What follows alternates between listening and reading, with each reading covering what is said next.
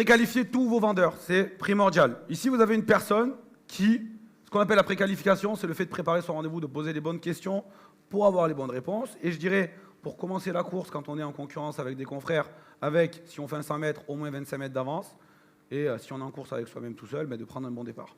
Une préqualification, c'est le fait de poser les bonnes questions et de préparer tous ces rendez-vous. Ok ? Si je fais une préqualification, je vais savoir pourquoi mon prospect, parce qu'à ce moment-là, il est prospect, on n'a pas signé, il veut vendre. Je vais savoir quelle est sa date butoir, donc pour quand. Et les deux questions fondamentales, c'est pourquoi et pour quand. Je vais savoir comment il souhaite vendre. Monsieur le vendeur, avez-vous déjà songé à vendre votre bien par vos propres moyens? Oui, non. Monsieur le vendeur, allez-vous rencontrer d'autres agents immobiliers avant de décider à qui vous allez confier la vente de votre bien? Oui ou non? Ok? Je vais connaître son prix souhaité. Monsieur le vendeur, quel est le prix auquel vous souhaitez mettre en vente votre bien? 350 000 euros. Très bien, monsieur le vendeur. Son prix plancher. Monsieur le vendeur, quel est le prix en dessous duquel vous n'êtes pas disposé à descendre? 310 000 euros. Différence, prix souhaité, prix plancher. Et le prix plancher initial n'est pas nécessairement le prix plancher final. Il garde de la protection, c'est normal, c'est son pouvoir d'achat.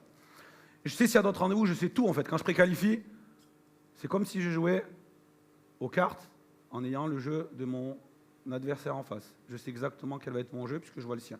Je m'adapte. Au contraire, si je ne préqualifie pas, en fait, je suis là. Vous voyez, là, elle est un petit peu triste, hein, elle est dans l'expectative.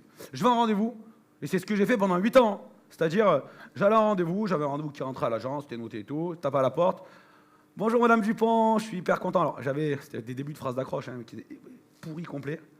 C'est un plaisir pour moi de vous rencontrer et de m'occuper de la vente de votre bien. Ah ben non, pas du tout, il n'y a pas de projet de vente. Ben, j'ai reçu votre flyer estimation gratuite, du coup, je voulais savoir avec Raymond, mon conjoint, qui fait la sieste, on ne pourra pas visiter la chambre. Combien vaut ma maison?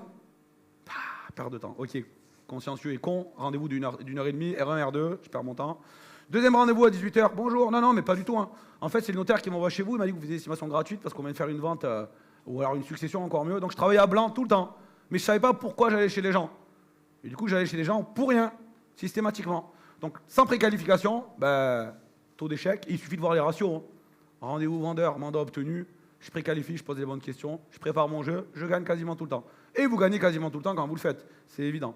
La préqualification va nous permettre de nous distinguer, d'être professionnels. Je vous l'ai dit, on a un métier professionnel, on ne peut pas prétendre être des pilotes de ligne ou des notaires si on n'est pas professionnel. Le professionnel, ce n'est pas un titre. Hein. Le professionnel, c'est dans ce qui se passe tous les jours. Et c'est vos clients qui vous jugent. Et en utilisant Opinion System, par exemple, des avis certifiés, ouais, j'ai un taux de satisfaction qui est important, mes clients sont contents de moi, c'est une réalité. Je ne le pense pas, je le sais, c'est écrit. La preuve sociale. Préqualifié 100% du temps, sans exception. Mike Ferry m'a bien expliqué, jamais d'exception. C'est pas parce que c'est un ancien vendeur, un ami, un pote, quelqu'un avec qui j'ai joué au foot, que je ne dois pas préqualifier. Je préqualifie tout le monde, toujours. Ça me permet d'être plus préparé, plus armé en rendez-vous. Effectivement, je sais quand, comment, pourquoi, je travaille ma préestimation, j'arrive chez mon vendeur, tout est établi, c'est facile.